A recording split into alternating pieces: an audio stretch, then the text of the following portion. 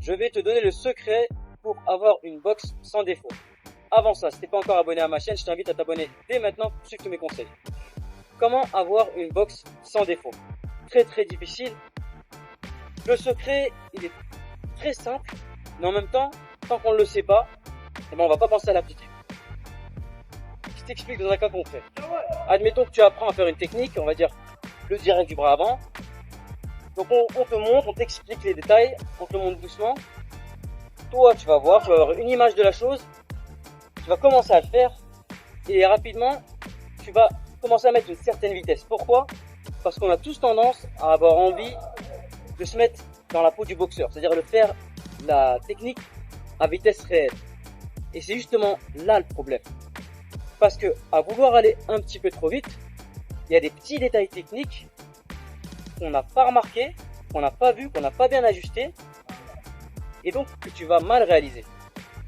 Par exemple, tu fais un direct, là ici, tu n'as pas bien compris qu'il faut avoir le coude qui revient bien au corps, tu vas faire ça à chaque fois.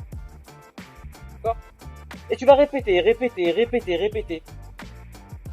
Et peut-être que quelqu'un va te corriger, peut-être que non.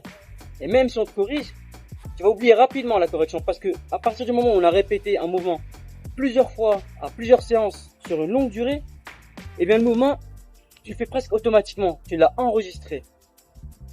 Autant te dire qu'une fois que le mouvement est enregistré, il est extrêmement difficile de le corriger parce qu'il faut faire un reset, effacer ce que tu connais et repartir sur de nouvelles bases. Et ça, c'est extrêmement difficile. C'est un peu comme un arbre qui commence à pousser tordu, si tu veux le redresser, ça va être très compliqué. C'est pour ça que le secret, c'est tout simplement d'y aller tout doucement. Au départ, aller le plus lentement possible de manière à pouvoir analyser la technique que vous apprenez détail après détail. Parce que lorsqu'on va tout doucement, c'est là qu'on peut voir si on fait bien le mouvement ou pas. Et ça peu importe le mouvement, ça peut être une attaque, ça peut être une esquive, ça peut être des déplacements, peu importe.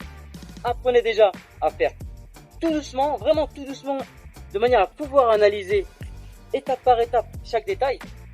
Et une fois que vous avez fait ça et que vous maîtrisez le mouvement à vitesse lente, là on augmente la vitesse au fur et à mesure avec une technique qui est propre et qui reste propre.